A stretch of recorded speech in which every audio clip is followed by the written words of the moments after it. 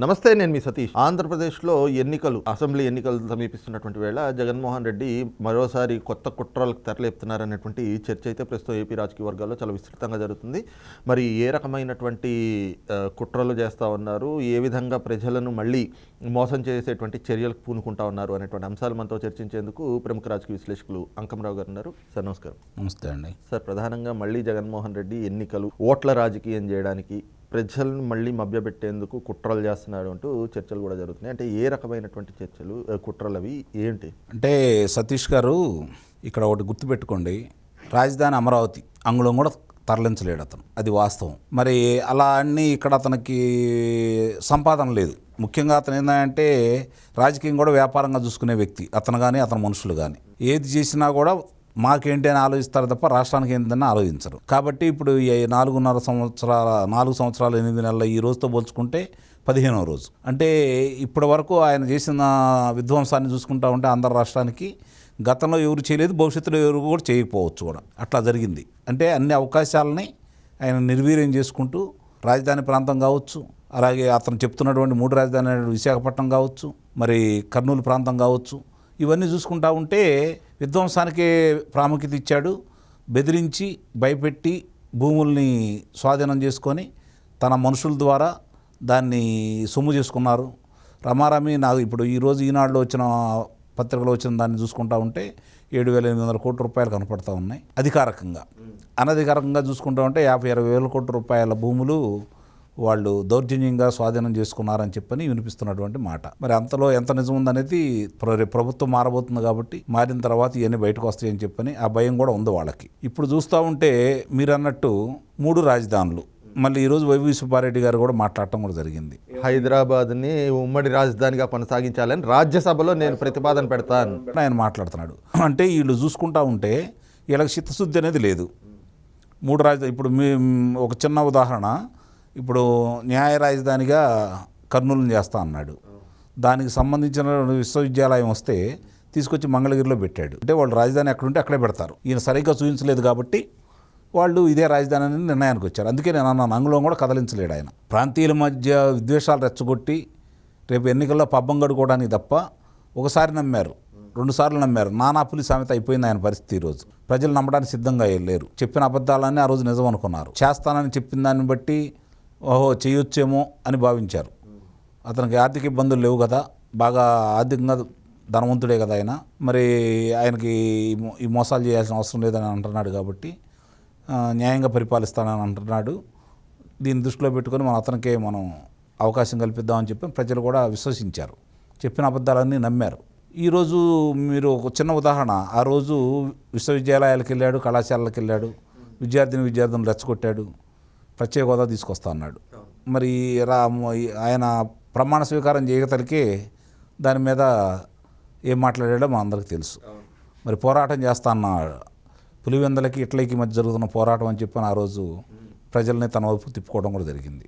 సరే, ఎవరిది మంచిగా ఎవరిది చెడాలని తీసేస్తే ప్రజలు ఆయన చెప్పింది నమ్మారు, అవకాశం కల్పించారు. ఈరోజు చూసుకుంటూ ఉంటే ఒక విషయాన్ని ప్రజలందరూ కూడా క్షుణ్ణంగా అర్థం చేసుకుంటున్నారు. అంతకుముందు వాళ్ళు ఒక ప్రచారం చేశారు ఎన్నికల ముందు. సరే, అబద్ధాలు చాలా చెప్పారు. ఇంకో ప్రచారం ఏంటంటే బై బై బాబు. ఇప్పుడు ఆయన సొంత చెల్లెలే బై బై జగన్ అంటుంది. అంటే ఇక్కడ కానీ బై బై జగన్ అని చెప్పని అనేదానికి మళ్ళీ రావాలని చెప్పి వాళ్ళైతే కోరుకుంటున్నారు కదా, మళ్ళీ తిరిగి అధికారంలో రావాలని చెప్పని. కాకపోతే నాకు తెలిసిన సమాచారం ప్రకారం మళ్ళీ చల్లపల్లి జైలు వాళ్ళు రండి అని పిలుస్తున్నారనిపిస్తుంది. కాబట్టి అధికారం అనేది జగన్మోహన్ రెడ్డి గారికి కావాలి. ఎందుకంటే తన మీద ఉన్నటువంటి అభియోగాల నుంచి తప్పించుకోవాలన్నా కూడా ముఖ్యమంత్రి పీఠాన్ని అడ్డం పెట్టుకొని ఇన్ని సంవత్సరాలు కనీసం న్యాయస్థానాల గడప కూడా తొక్కని వ్యక్తి మళ్ళీ దాన్ని అలా కొనసాగించాలి అంటే ఆయనకు అధికారం కావాలి. కానీ ఈరోజు రాష్ట్ర ప్రజలకి తిరిగి వాళ్ళు స్వతంత్రంగా బతకాలన్నా, ఉద్యోగాల కల్పన రావాలన్నా, లేదంటే పరిశ్రమలు రావాలన్నా, మరి పట్టిసీమ ద్వారా కావచ్చు, పులిచింతల కావచ్చు, సంపూర్ణంగా ఇది పూర్తి చేసుకొని, పట్టిసీమ ఎటు పూర్తి అయిపోయింది, పులిచింతల చిన్న ఉండే అవి కూడా పూర్తి చేసుకోవాలి. పోలవరం అన్నిటికంటే ముఖ్యమైనటువంటి పోలవరం పూర్తి చేయాలన్నా కూడా, రాజధాని నవనగరాల నిర్మాణం జరగాలన్నా కూడా చంద్రబాబు నాయుడు గారు రావాలని చెప్పని ప్రజలందరూ కోరుకుంటున్నారు. ఇప్పుడు వీళ్ళు ఎన్ని మాయమాటలు చెప్పినా, ప్రజల్ని ఎన్ని నమ్మబలికినా, ప్రజల్ని ఎంత మోసం చేసినా కూడా ప్రజలు ఈయన మాటలు విశ్వసించే పరిస్థితుల్లో మాత్రం ఎట్టి పరిస్థితుల్లో కూడా లేరు. సార్ అంటే ప్రధానంగా ఈ రోజున వైవి సుబ్బారెడ్డి గారు చేసిన వ్యాఖ్యలు చూస్తే మాత్రం అంటే ఏంటి మళ్ళీ ప్రజల్లో విద్వేషాలు రెచ్చగొట్టో లేదంటే ఒక సెంటిమెంట్ని రాజేసి తద్వారా రాజకీయ లబ్ధి పొందాం అనేటువంటి ఆలోచన అనుకోవాలా, ఎట్లా చూడొచ్చు? రాజధాని విషయం ఉధృతంగా జరుగుతున్న సమయంలోనే 2023 ఫిబ్రవరి నాడు లాగి చెంపకాయ మీద కొట్టినట్టు ప్రజలు ఒక తీర్పు ఇచ్చారు. సతీష్ గారు మర్చిపోయినట్టున్నారు మీరు కూడా. శాసన మండలి ఎన్నికల్లో వీళ్ళు అనుకున్నటువంటి 3 రాజధాని ప్రాంతంలో రాయలసీమలో 2 జరిగినాయి, ఉత్తరాంధ్రలో 1 జరిగింది. మూడిట్లో కూడా మాడు పైలిపోయేటట్టు ప్రజలు తీర్పు ఇచ్చారు. ప్రజలు చాలా స్పష్టంగా ఉన్నారండి. ఈరోజు ప్రతిపక్షాలను కలిసి రమ్మంటుంది ప్రజలే, చంద్రబాబు నాయుడు గారిని తిరిగి ముఖ్యమంత్రి చేయాలనుకున్నది ప్రజలే. ప్రజల అభిప్రాయానికి అనుగుణంగా మీరు నడవండి అని చెప్పని ఈరోజు ప్రజలే న్యాయ నిర్ణేతలై వాళ్ళే ముందుకొచ్చి పార్టీలు నడిపించే పరిస్థితి వచ్చింది. కాబట్టి వీళ్ళు చెప్తే ప్రాంతీయ తత్వాలు రెచ్చగొట్టి గొడవలు చేయాలనుకుంటే లేదండి. అమరావతి రైతుల గురించి మీకు ఒక విషయం చెప్తాను నేను. సహజంగా అతను అనుకున్నది ఏంటంటే అతను ఎటు విధ్వంసాన్ని నమ్ముకుంటాడు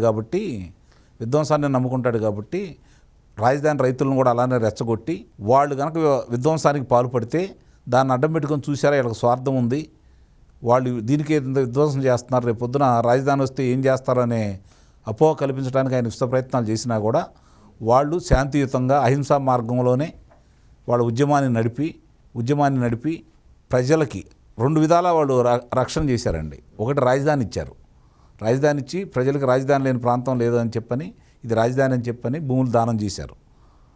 రెండోది విద్వేషాలకు రగల్చకుండా వాడు ఉద్రేకాలకు పోకుండా శాంతియుతంగా ఉండడం వల్ల రాష్ట్రం రావణ కష్టం కాకుండా మిగిల్చారు.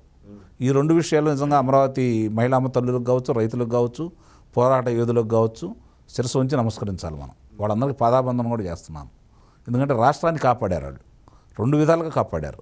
రాజధానికి భూములు ఇచ్చి కాపాడారు, రాష్ట్రం కోసం చెప్పి 5 కోట్ల మంది. కానీ ఈరోజు రాజధానిలో ఎలాంటి అవాంఛనీయ సంఘటనలు జరగకుండా వీళ్ళు ఎంత రెచ్చగొట్టినా, వాళ్ళెంత ఇబ్బందులు పాలు చేసినా, ఎన్ని అభియోగాలు మోపినా, వాళ్ళని తీసుకెళ్ళి చెరసాలలో పెట్టినా వాళ్ళు మాత్రం ఎక్కడ రెచ్చిపోకుండా శాంతియుతంగానే ఉద్యమం చేస్తూ రాష్ట్రాన్ని కూడా కాపాడారండి. ఇది మాత్రం నిజంగా అభినందనీయం. ఇప్పుడు మళ్ళీ మీరన్నట్టు ప్రాంతీయ విద్వేషాలు రెచ్చగొట్టాలని ప్రయత్నం చేసినా కూడా గతంలో సఫలీకృతం కాలేదు. కాబట్టి ఎన్నికల సమయంలో వాళ్ళ వ్యూహంలో భాగంగా రెచ్చగొడతారు వాళ్ళు. మనం ఇంతవరకు గతంలో ఎప్పుడు చూడనటువంటి ఎన్నికలు రేపు చూడబోతున్నాం. ప్రజలు సిద్ధంగా ఉన్నారు, పార్టీలు సిద్ధంగా ఉన్నాయి, వాళ్ళ ఆటలు సాగనీయకుండా చేస్తారు. ఇప్పుడు అధికారులను కూడా చూసుకుంటూ ఉంటే వాళ్ళ ఇష్టమైన అధికారులను బదిలీ చేసుకుంటూ తెలుగుదేశం పార్టీ బలంగా ఉన్నటువంటి స్థానాల్లో వాళ్ళకి నమ్మిన బొండ్లైన అధికారులు నియమించుకుంటూ వాళ్ళు బలంగా ఉన్న స్థానంలో తూతూ మంత్రంగా అధికారులను పెట్టుకుంటూ మారుస్తూ ఉన్నారు. ఎన్నికల సంఘం చూడాలి వాళ్ళు ఏ నిర్ణయం తీసుకుంటారనేది. నారా చంద్రబాబు నాయుడు గారు కేంద్ర ఎన్నికల సంఘం దగ్గరికి వెళ్ళి మరి పర్చూరు శాసనసభ్యులు ఏలూరు సాంబశివరావు గారు చేసిన పోరాట ఫలితం, అలాగే పయ్యావుల కేశవ్ గారు చేసినటువంటి పోరాట ఫలితం, దానికి తోడు చంద్రబాబు నాయుడు గారు సాక్ష్యాధారాలతో వెళ్ళి కేంద్ర ఎన్నికల సంఘానికి ఇక్కడ జరుగుతున్న అక్రమాలు, దొంగ ఓట్లు, తొలగించిన ఓట్ల గురించి వివరాలు ఇచ్చేసి రమారమి 25,000 మంది పైన ఫిర్యాదు చేయడం కూడా జరిగింది. ఇప్పుడేదో తూతు మంత్రంగా చూస్తున్నాం. తిరుపతి ఎన్నికల సందర్భంగా కొంతమంది అధికారుల మీద వేటేయటం, అలాగే పర్చూరు కావచ్చు, లేదంటే ఉరవకొండలో కావచ్చు జరుగుతూ ఉన్నాయి. కొన్ని జరిగినాయి, రాష్ట్ర వ్యాప్తంగా కూడా జరగాల. ఆ 25,000 మందిలో కనీసం 20,000 మందినైనా సరే ఎటు సాక్ష్యాధారాలు ఉన్నాయి కాబట్టి వాళ్ళకి ఎన్నికల దూరంగానూ వాళ్ళకి తగు శిక్ష వేస్తే తప్ప ఎన్నికల సంఘాన్ని కూడా మనం కూడా నిజంగా వీళ్ళు శిక్షతో చేస్తున్నారని చెప్పని అనుకోవడానికి అవకాశం లేదు. ఇక మీరన్న విషయానికి వచ్చేస్తే ఈరోజు తిరిగి మళ్ళీ వాళ్ళు ఎన్నికల్లో గెలవాలని చెప్పని వాళ్ళు ముగ్గురే నమ్ముకున్నారు. ఒకళ్ళు వ్యవస్థల్ని, 2 డబ్బుని, 3 వాలంటీర్లని. దాని ద్వారానే వాళ్ళు మళ్ళీ తిరిగి ఎన్నికల్లో గెలవాలని కోరుకుంటున్నారు. విష ప్రచారాలు చేస్తారు, విద్వేషాలు రెచ్చగొడతారు, విధ్వంసాలు కూడా చేస్తారు. కానీ ప్రజలు జాగరూకులై ఉండి వాళ్ళని ఎక్కడికక్కడ అదుపులో పెట్టేసి తిరిగి చంద్రబాబు నాయుడు గారిని, కూటమిని అధికారంలో తీసుకొస్తారని చెప్పైతే నేను భావిస్తున్నాను.